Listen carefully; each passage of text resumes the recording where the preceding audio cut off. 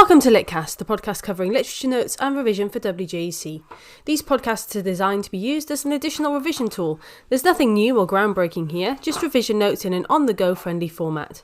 Using these alone won't guarantee you an A star, but they can help you build your confidence to apply this knowledge to your exam questions and your classwork. With that being said, let's get started.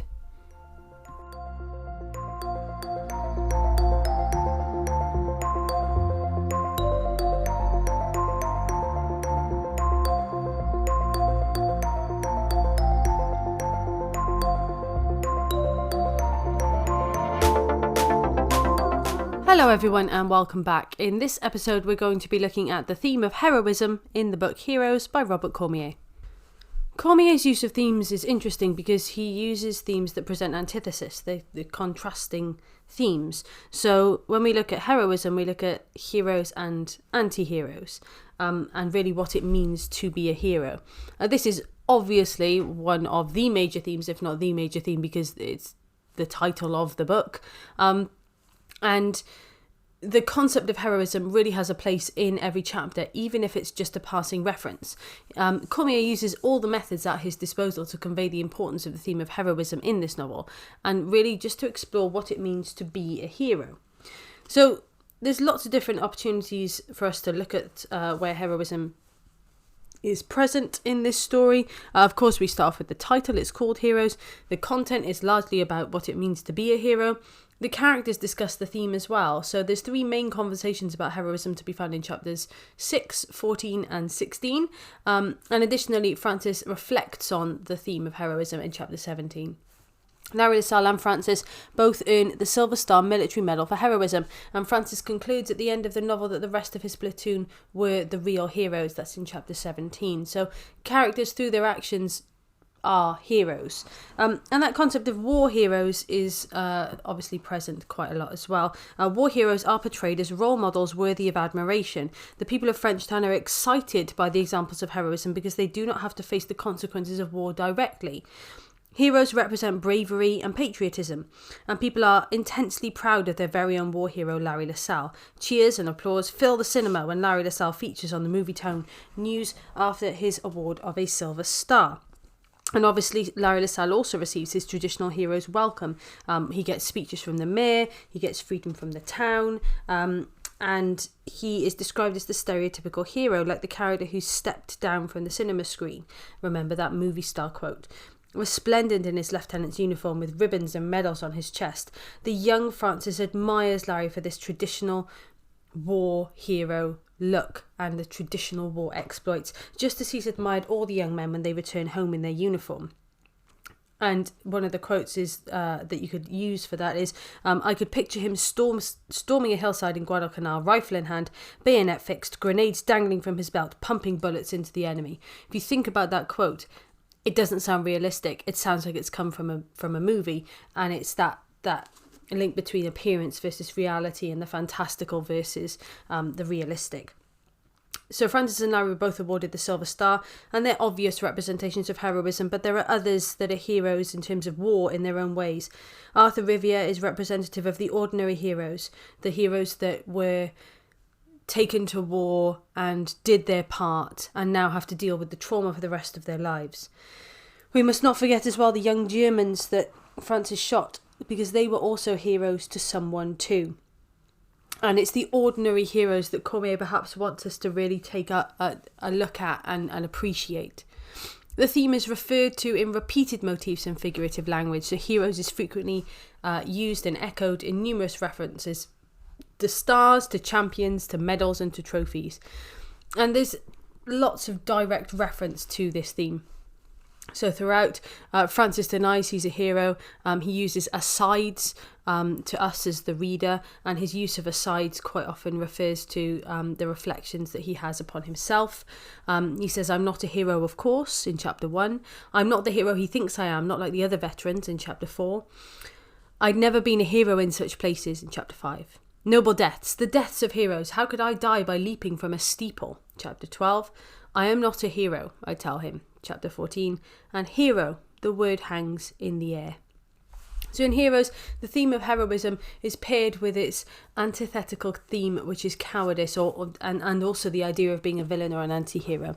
Francis contrasts being a hero with being a coward on several occasions, such as in chapters 3, 14 and 16. He contrasts heroism with being a fake, and he coins that term himself, despite everyone else, such as Arthur Riviere, Nicole, Larry, Sister Mathilde, apparently seeing him as a hero. None of his actions appear cowardly to the reader, only to himself.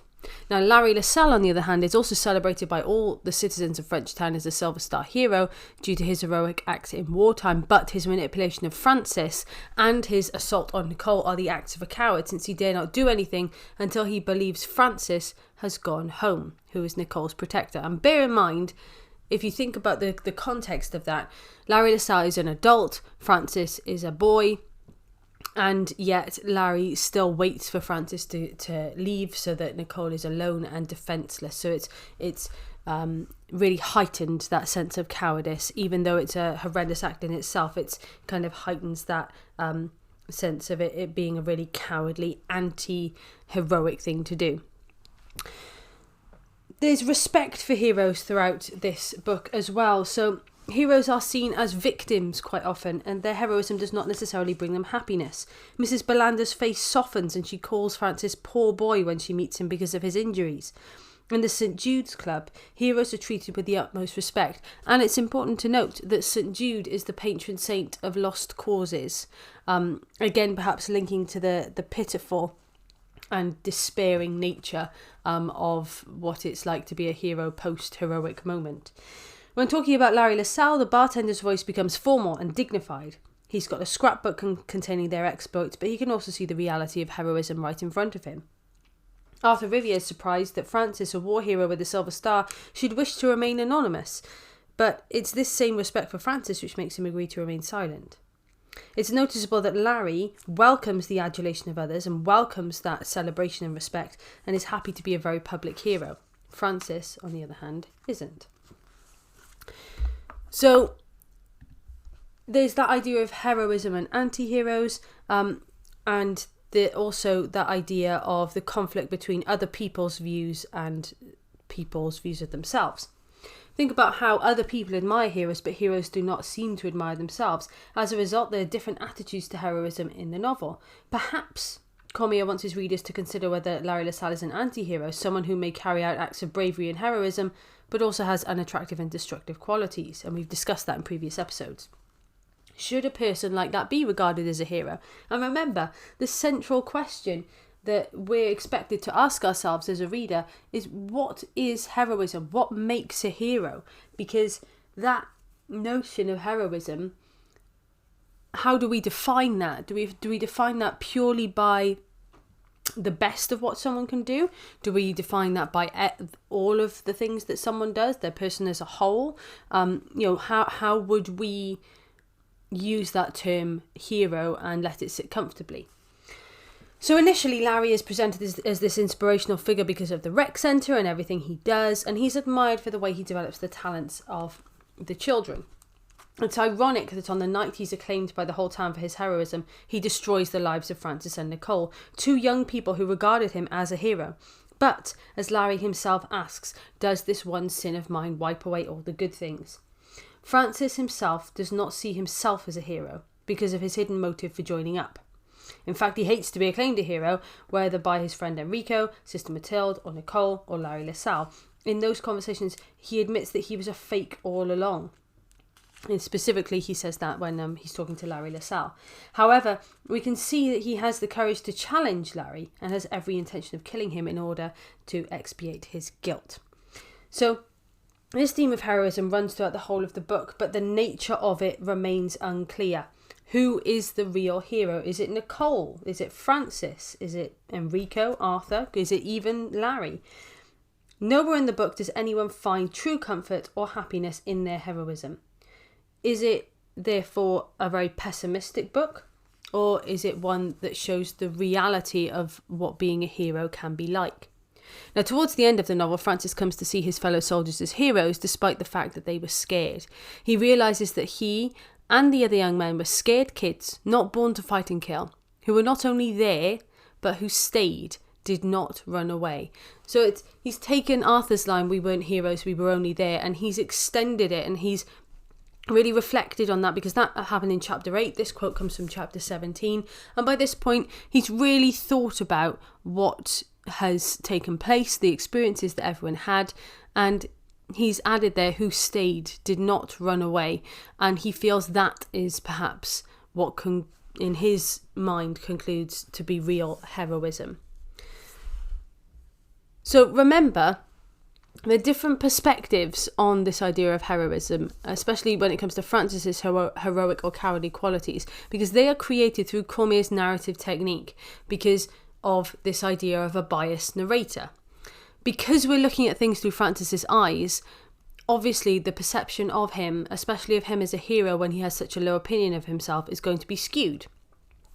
It's important to mention this when you talk about the idea of Francis in particular as being a hero, but also other people as well, because his views towards other people are going to skew the perception of them in this narrative, because he's talking.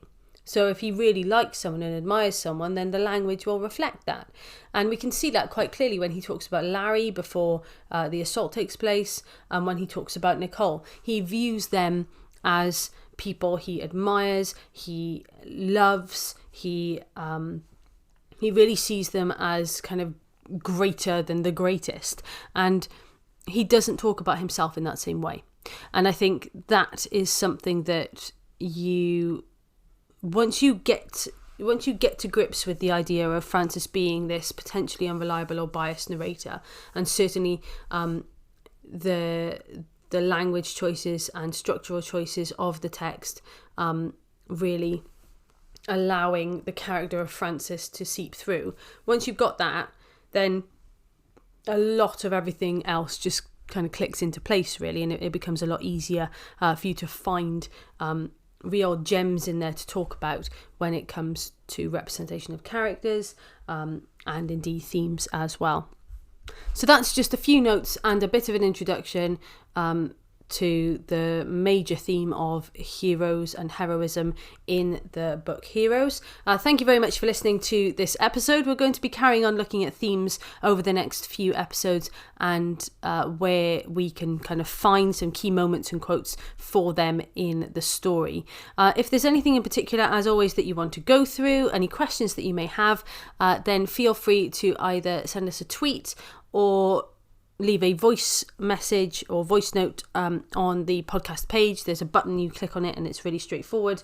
And if you have any particular questions that perhaps come up a lot, then you may be featured in an episode where then we can obviously answer them as well. Thank you very much, as always, for listening. Remember that none of this is groundbreaking or new. Your class teachers have a whole wealth of information and experience on these texts, I'm absolutely sure. One of the main sources that I've been using for creating these episodes is the York Notes revision guide, which I'm sure your teachers will either have a copy of, be able to link you to, or of course they are available to purchase. Thank you very much for listening, and I will see you in the next one.